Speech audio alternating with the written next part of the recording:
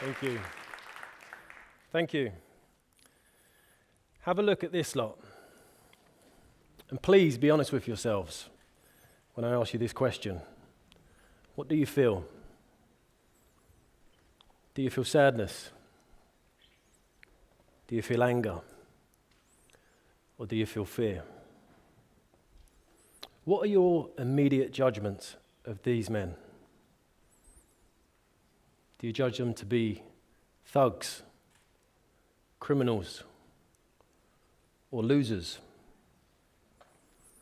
Some of you might have already guessed where I'm going with this, but you see the particularly obnoxious one in the middle, the one with the blue jeans and the white trainers.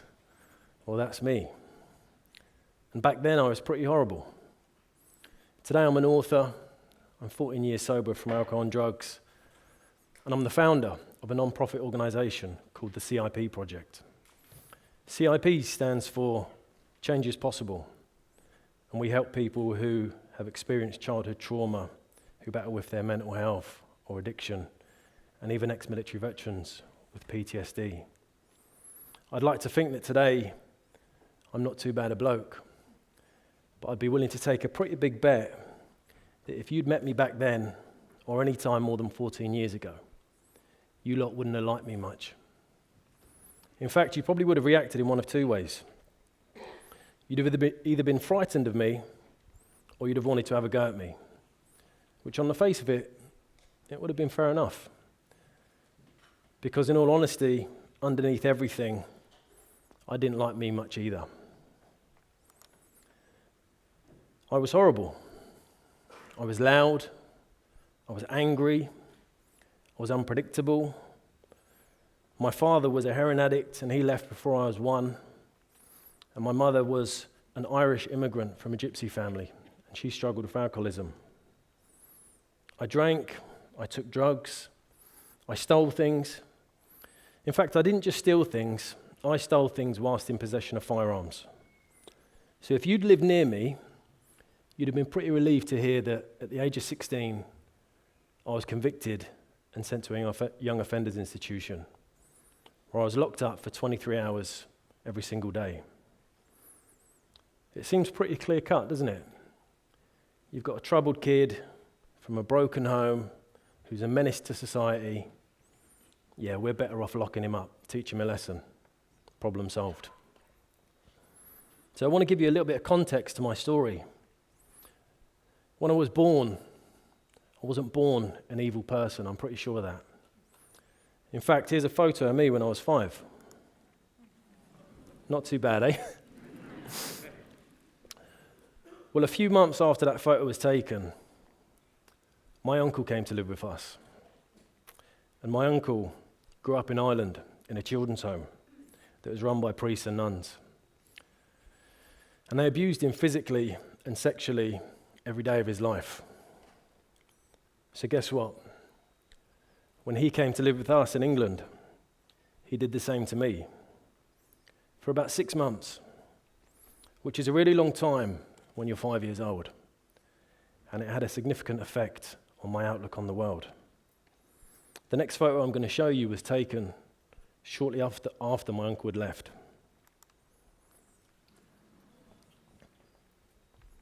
I didn't just look traumatized. I developed a miserable and negative view of the world.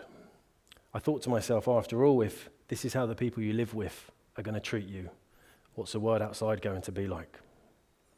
I judged this world to be an unfriendly place. And I was terrified other adults would do the same to me. So I behaved terribly to keep adults at arm's length. Because if I could keep an adult at arm's length, that equaled safety to me. And I surrounded myself with other young people who behaved in a similar way to myself. Here they are again. I'm unsure how many of the people in my community had experienced the same abuse that I did, but I know many of us grew up in poverty, many of us grew up in broken homes, and in one way or another, we all felt unsafe, and we found this strange sense of safety when we were together. I hope you're starting to think a little bit differently about us already. Growing up, we developed a shield to protect us from the outside world. And over the years, we grew into that shield, so much so that we started to believe that this is who we really are. Nothing can hurt us. We also developed a mask, and the mask was a very useful tool because it helped us hide our true emotions. We fought fear with bravado, and we did bad things that I'm not proud of today. But I look back and I see a group of young men trying to survive in what we deemed was a hostile world. Some years later, I stumbled across a quote by a man called Albert Einstein. In an interview, Albert Einstein was asked, "What is the most important question that you can ask?" Einstein replied, "The most important question you can ask is this universe a friendly place or not?" And he elaborated on that. He said, because if we decide that the universe is a friendly place, we will use all our resources to build bridges of understanding with the outside world. But if we decide that this universe is an unfriendly place, we will use those same resources to build bigger walls to create a sense of safety. And I suspect that everyone in my gang, including myself, had made a decision at a very young age that this world is not a friendly place.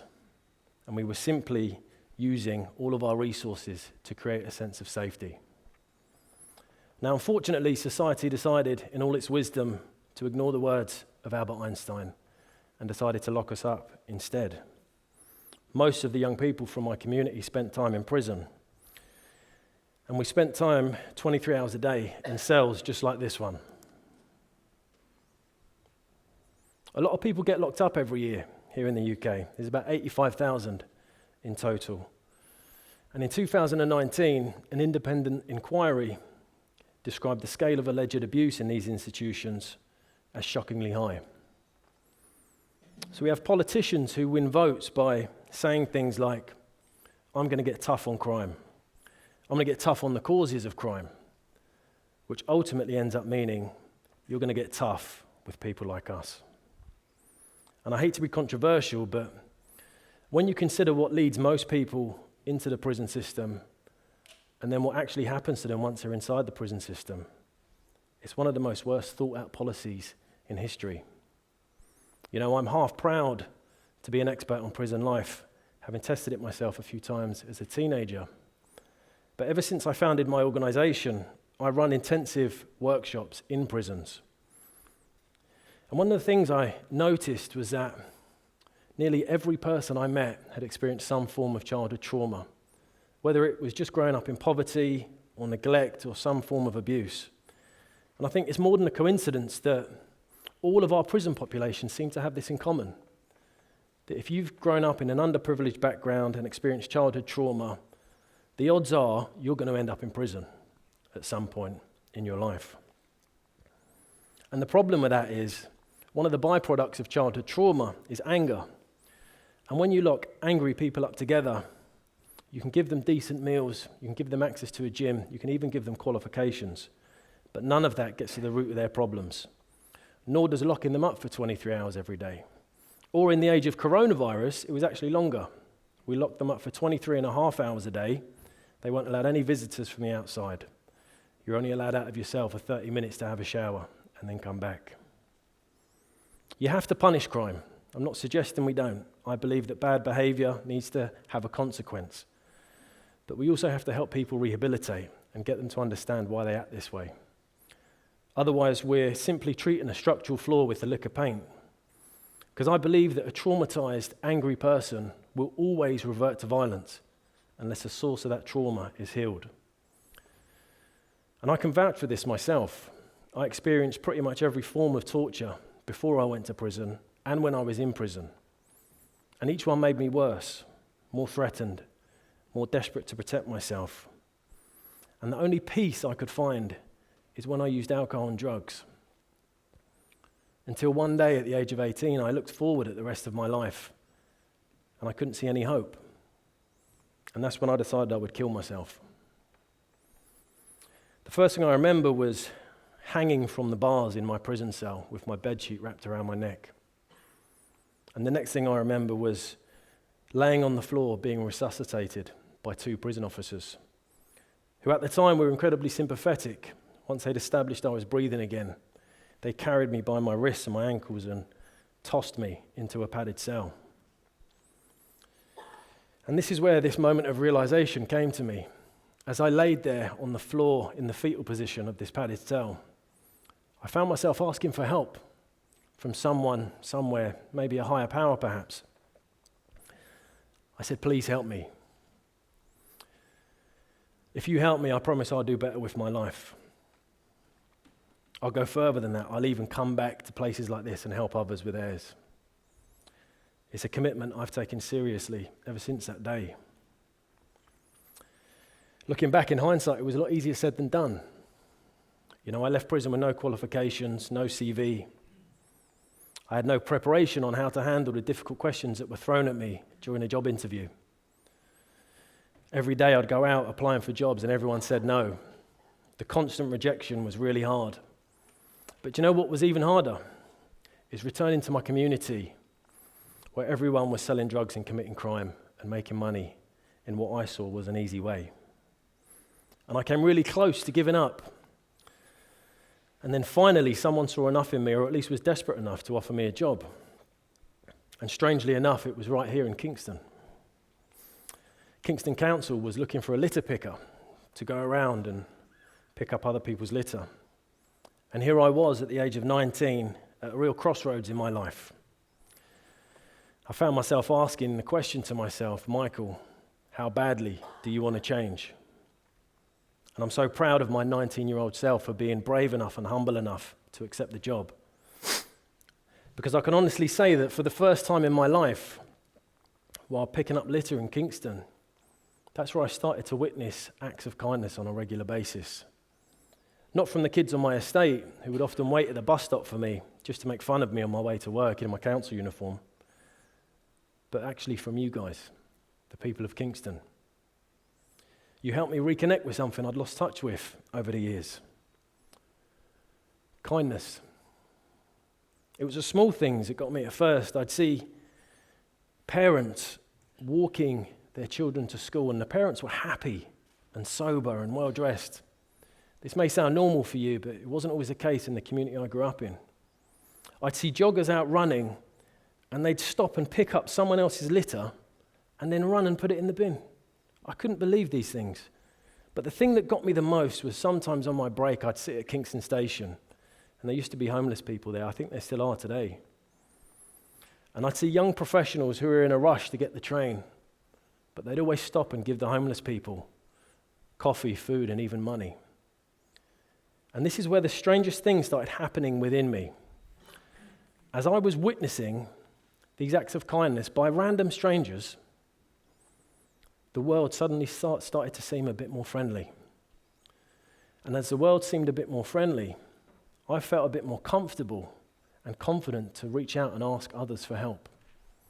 So just as Einstein predicted that when we view this world as a friendly place, we'll build bridges of understanding with the outside world, this was literally happening to me at the age of 19 and I didn't even know it.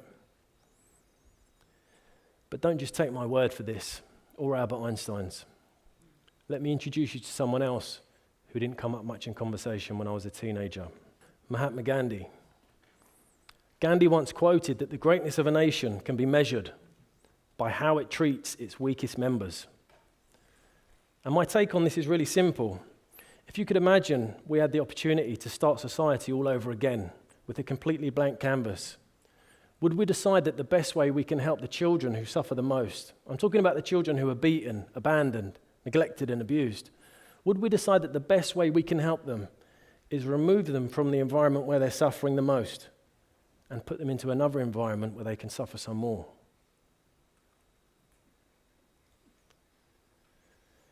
Let's take another look at these prison statistics, because this is where it gets quite interesting. Only 0.09% of the UK's population are in prison. Yet, once they're released, 75% of them will reoffend within a decade.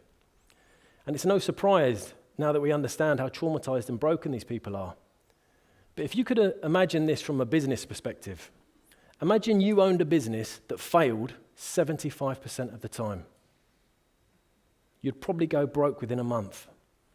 And all this highlights for me is that our approach to this problem does not work. It's morally, pragmatically, and commercially flawed. And I suspect in years to come, we'll look back at this time in our history, we'll reflect on how we treat the most traumatized and underprivileged members of our society, and we'll be completely ashamed of ourselves.